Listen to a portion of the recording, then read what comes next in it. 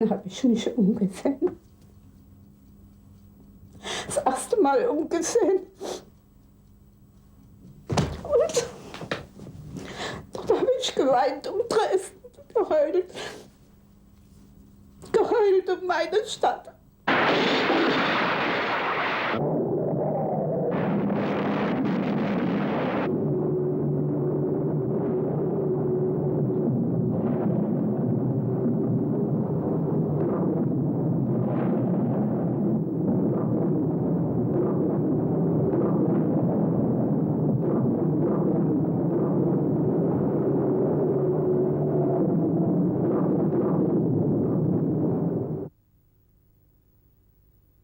On the morning of February the 14th, as the first sunbeams make their weary way through the swirling smoke of the still-burning city, you can pick out the people.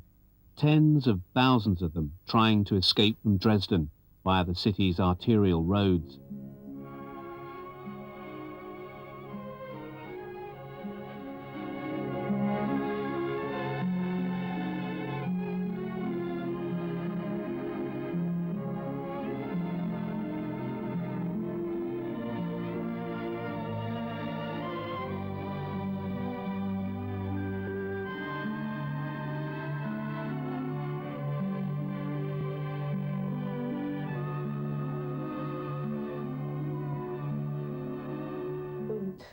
Dann auf der Müglitztalstraße in Donau, dann bin ich auf Menschen gestoßen, dort war der Elendszug von Dresden bis rauf ins Erzgebirge. Die ganzen Ausgebombten, Kranke, Invaliden, Kinder, schwarz wie die Nacht alle, schleppte sich, also dieser Elendszug, das vergisst man nie. Das kann man nicht. Furchtbar, wie die sich schleppen. Manche hatten eine Kinderwägelchen, manche hatten einen Leiterwagen. Das ganze Müglitztal, das müssen Sie sich mal vorstellen, wie lang das ist von Dresden bis ins Erzgebirge rauf, wie lang das ist.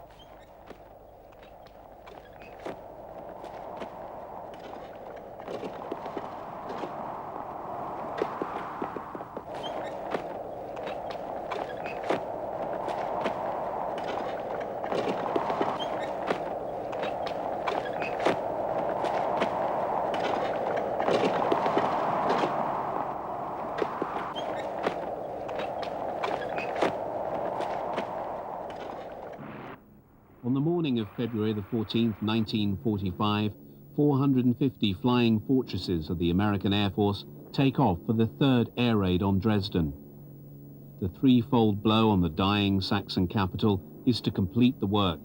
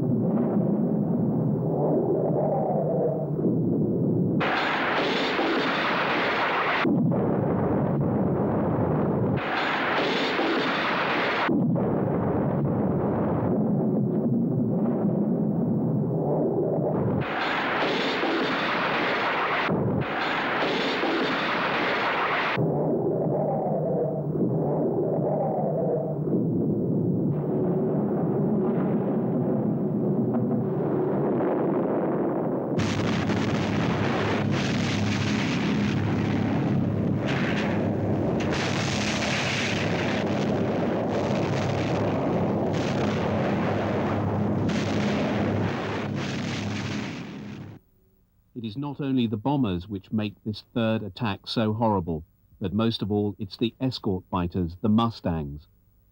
Along the meadows on the banks of the Elbe, they pursue a murderous manhunt on women, children and old people.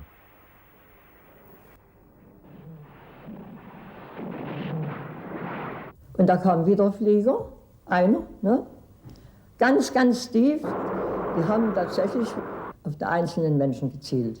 Und dann kamen in den nächsten Tagen immer wieder Tiefflieger. Es war also auch da sehr gefährlich, sich auf die Straßen zu begeben. Und da kamen da immer wieder noch die Tiefflieger, wie hießen denn die anderen Flieger? Wenn da die Leute den Kopf raussteckten, da war der Kopf weg. Einige im großen Garten, einige sind nach der Elbe gelaufen und haben sich hingeworfen. Und da sind diese Menschen gekommen, sind das nur Menschen gewesen, geflogen gekommen und haben mit Bordwaffen auf die hilflosen Menschen, die da gelegen haben, geschossen und haben,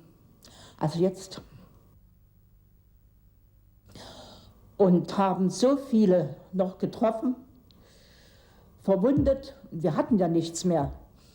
Also das ist mit das Grässlichste überhaupt. Wobei noch zu sagen ist, dass die Firmen hier in Heidenau nicht eine Bombe abbekommen haben. Das war ein ausländisches Kapital dabei.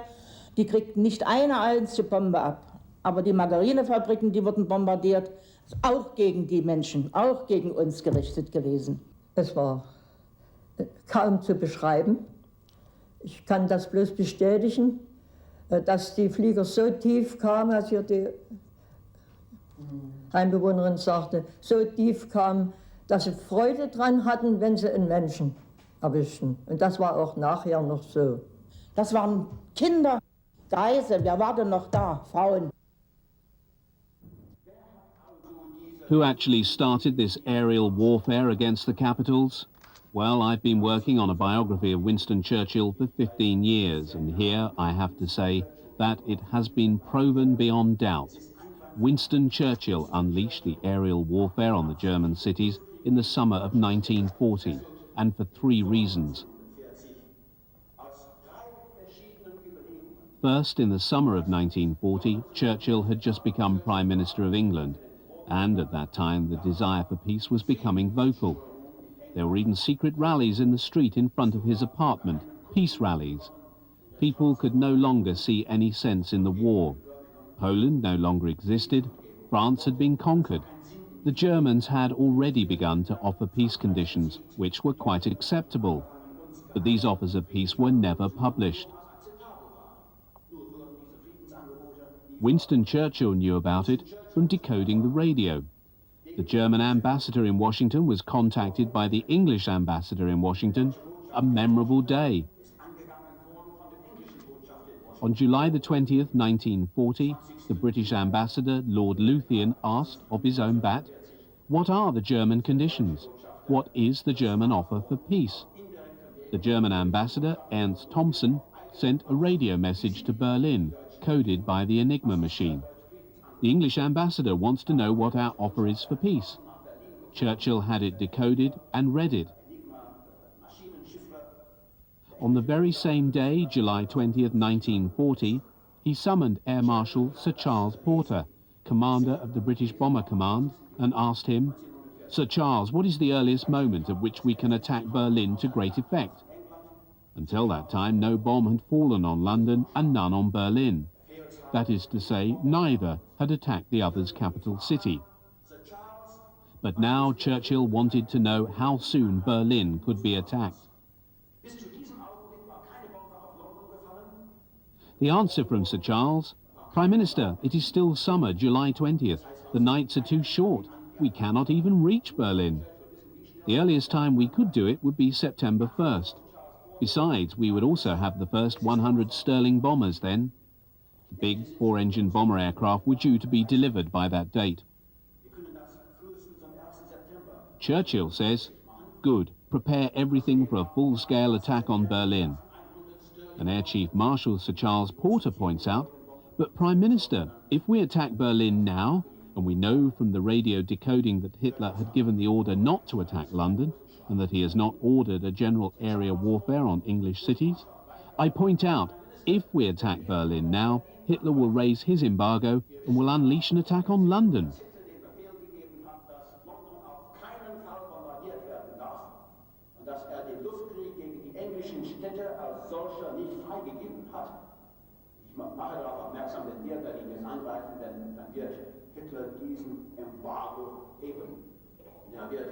London zum Angriff freigeben. Da hat Churchill mit den Augen gezwinkert. Das passte ihm sehr gut.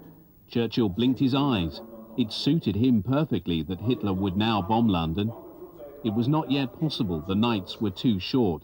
24. August, wir haben immer noch das Jahr 1949, aber das war ja Schicksal. August the 24th, it is still the year 1940, but that was fateful for the German cities.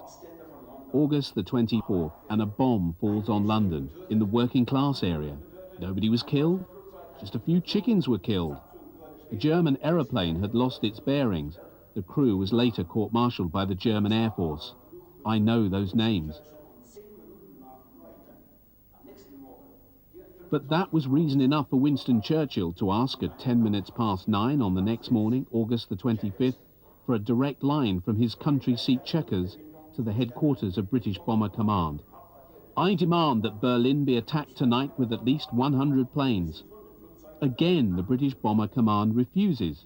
We know that because in the English archives, the actual words of this phone call are recorded. Bomber Command wanted it known precisely who was responsible for this historic turn of events. 9:10 on the morning of August the 25th, 1940, Bomber Command refuses. Churchill insists. Bomber Command says, actually, we are planning an attack on the Werk in Leipzig tonight. The reply from Churchill, it has to be Berlin. The attack was carried out on Berlin, but only 30 aeroplanes reached the capital. Only a few bombs were dropped on the municipal area and nobody was killed. 2 evenings later, Churchill again ordered an attack on Berlin.